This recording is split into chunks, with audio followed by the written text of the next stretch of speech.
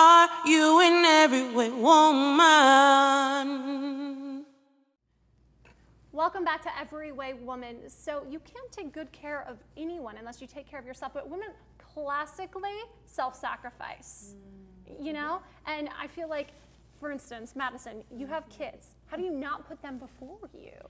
You lose yourself. No, you can't. Kids come before everything else. But you know, you don't think of it that way. A lot of times you don't think of what you do and the energy that you put into things as self-sacrifice, you just do it. I know for sure when I was growing up, every now and then we get knocked aside the head and, you know, I'd look at my mom and she'd go, "You'll understand," you know? And then do you understand? Yes, I do. I do now because, I walked up to my mother the other day and I just hugged her and I just started to cry and she's holding me and she's looking at me like, why? Why are you doing this? I was like, I understand. Yeah. Amber, do you understand being a mother? I mean, have you lost any sense of yourself? Child, I ain't lost none of myself. I'm not losing myself over them kids. I love my babies, but I was like, look, you on mommy's train, okay? Mommy not on your train. But no, I mean, but I recently got a new job where I can take my kids to work with me. And it's been such a blessing. It's like, you know, it's like a camp and they go and they have a great time. You know, I have Kai, he's 4, Sny's 8. So, I mean, really, they love what I do. They're like my cheerleaders, actually. So, well, I mean, you know what? That's interesting you mentioned that because the whole business about you're on mommy's time. See, that's how I grew up. You know, in my family, you know, my mom and my dad, they did their thing, and we just went along for the ride. It's like this is our world. You are in it, and yet 2 of my best friends have what I consider to be very, very child-centric families, and I look at the way that they operate in that model, and I'm just like, I look at it and I'm terrified because I'm like, well, is that what parenting is now? Do you feel that wouldn't work for me? Cheryl, do you feel like you've lost your friends in that?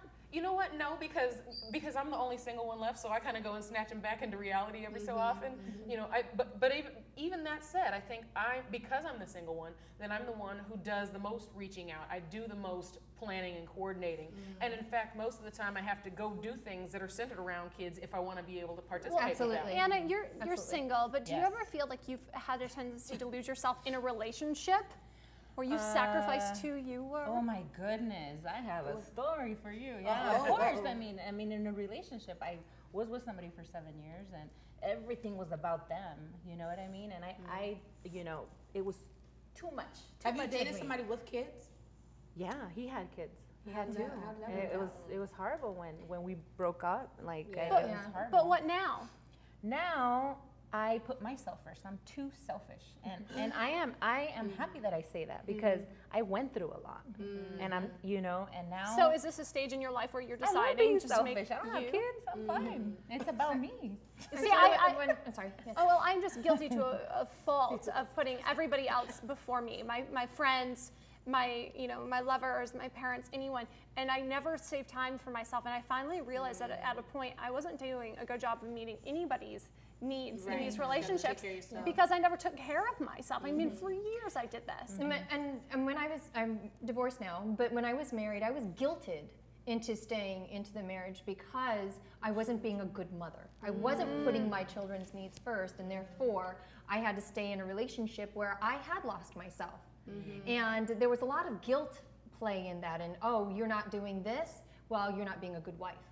Oh, Did you're you not believe doing this. that? And I did, and because it was supported by other family members. Right. You know, oh, well, he's the husband. He should lay down the law. Oh, you are a mom now. You cannot. And I would have been like, and so you're going to be daycare for me. Daycare. Right. They all live in other states at that time. Right. But I wonder at what point then did you realize you had lost yourself and you wanted to get back to the Madison we know and love?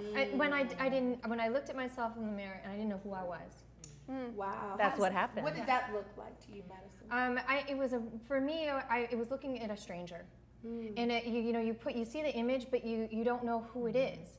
And that person doesn't make sense to you anymore. And that's why I had to do that. I did that for my children. Right. Because I didn't want them to grow up with a mother who was living in the shell of herself. Do you think that addicts have a tendency to do that? I mean, they lose themselves to what they're addicted to. Mostly, I had a very close friend of mine who was addicted to drugs, and she lost herself essentially to that. Same could be said with friends of mine who have had eating disorders. That became them. But I think anything you give your attention to, that's your treasure. That's your true treasure. So I mean, like my children, they're my treasure. I love them, but at the same time, I don't want to lose myself. I came out here with a purpose, with a goal, you know, and for them to be like my biggest cheerleaders is the best thing in life. And in that, I can cheer them on with whatever they want to do, you know. But if I consume myself with them all the time, you're right. You're going to look in the mirror and you're going to say, what happened to me? You're wearing sweats and a bandana. Oh, gosh. Were you looking in my mirror? Were you looking in my mirror? Yeah. I look at sweats, bandana. I'm looking at myself and going, shit, I used to look nice. Mascara a little dark. You're like, what happened? I can't even put on makeup no more. I mean, it's just trifling. So, I mean, you have to take care of yourself. And guess what? When you have a dream, your children are part of the dream, life gets bigger than life itself. So. Exactly. That's what I want to do. I want to be the example for my children, so that so that they can live their life without regrets, and because they can look at me and see that I did exactly the same. Well, I'm going to just try and live an example to all of you. Stay tuned. We'll be right back. Every Way Woman. Are you in every way woman?